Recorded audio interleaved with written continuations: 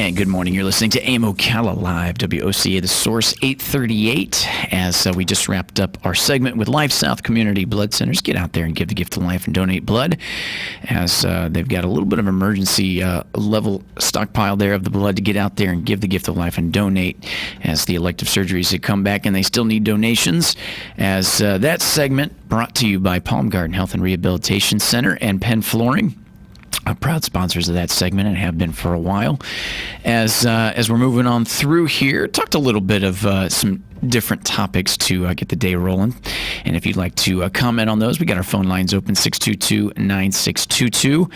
As we talk a little bit now with news bits, as we mentioned. So Vice President Mike Pence comes to Orlando for Tourism Roundtable, as it's a big day for Florida, as Vice President Mike Pence is scheduled to visit Orlando on Wednesday, today, for a roundtable discussion that focuses, obviously, on the coronavirus pandemic and how the Sunshine State is handling the reopening.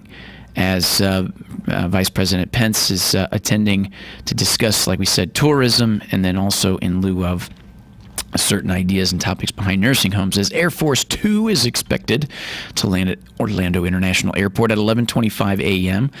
on Wednesday morning. The White House said he will be attending a roundtable discussion Wednesday afternoon at the Rosin Shingle Creek Hotel. The group is meeting to discuss plans by local hospitality and tourism industry leaders for reopening, as the industry in Central Florida has been shut down over the past 2 months because of COVID-19 and the crisis. Pence will be in Orlando the same day Disney Springs begins their phased reopening, like we mentioned today at 10 a.m. Dr. Alan Fayol, the Associate Dean of Academic Affairs, the Rosen College of Hospitality Management, the University of Central Florida, thinks Pence will be impressed with how things are going so far in the region, saying, quote, how organized, how consistent, and how collective the Central Florida industry is. As Mayor Jerry Deming's task force has been very, very thorough, and I think he will see it as a model for the nation, to be honest. As Pence is scheduled to meet with Governor DeSantis on Wednesday in Orlando to discuss the Florida's phase reopening, economic reopening, he will also be handing out PPE at nursing homes, and many hope that Pence's visit, it will mean tourist attractions can open back up. Chuck Whittle on Tuesday believes that it's time to safely open tourist attractions back up to Florida residents, like those on Orlando's International Drive, such as the Wheel and Star Flyer at Icon Park. He says about 200 people work at them and depend on them being open for their livelihoods, saying, quote, just like their hair salons and restaurants, their livelihoods have to be restored, so do smaller attractions. There's giant investments we all have in these attractions on iDrive, and for now, we can at least bring Florida residents, said Whitwell, a developer. As he has a project called O-Town West, a $1 billion development at Darrell Carr Parkway and Palm Parkway west of Interstate 4 and SeaWorld Orlando. Whittle says he hopes to be at the table with Pence later on Wednesday to discuss the reopening Florida tourism. And as mentioned, with what Vice President Pence is doing, that kind of segues into our friend there, Annie Marie Delgado. Give her a little credit, as we have her on for the Conservative Watch Hour, as she gives us the presidential updates, as today, May 20th, in lieu of Vice President Mike Pence, obviously doing what he needs to meet here in Orlando, as it's saying here that ahead of the event, in addition to discussing states' phased reopening and statewide testing strategy, topics of discussion will include protecting America's food supply chain, supporting Kansas farmers, and partnering to ensure the health and safety of food supply workers during the coronavirus pandemic.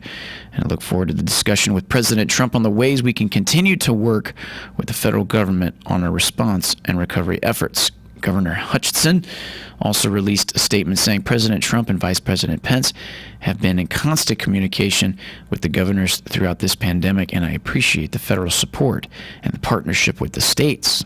He added, I'm delighted to share the effective work of our meat processors in protecting the food chain supply and the steps we are taking to get Arkansas back to work and ready for business, as for guidance for the president and vice president as they lead national recovery efforts.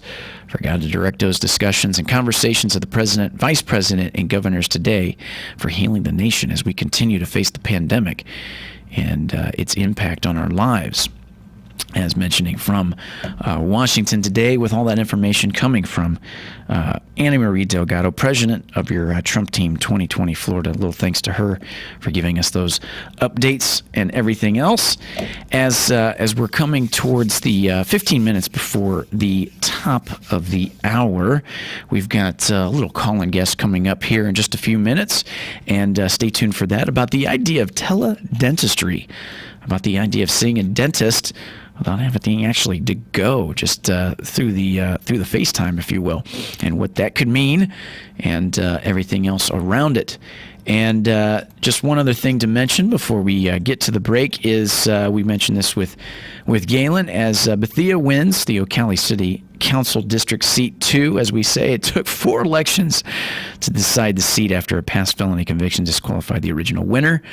Ira Bethia won Tuesday's Ocala City Council election runoff, the last leg of what we called a marathon process to fill the District 2 seat. With the win, the council again has its full complement of 5 members.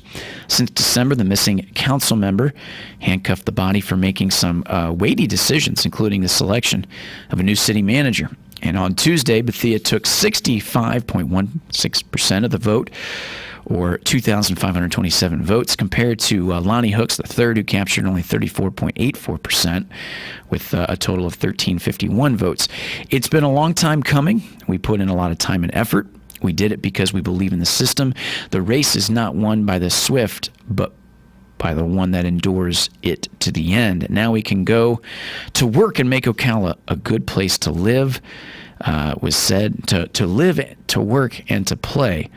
Bethia said, as it's also too that Hooks was not immediately available for comment on Tuesday, and Tuesday's runoff was the 4th election for the seat dating back to September's regular election. A subsequent November runoff pitted Tyrone Oliver against Bethia. Though Oliver won, a past felony conviction came to light, and the council refused to seat him, forcing the March special election and everything else that got caught up in between it to finally come to where we were at yesterday to announce the winner today. Ira Bethia. Ocala City Council. We're going to take a break. WOCA, The Source, 96.3 FM, 1370 AM.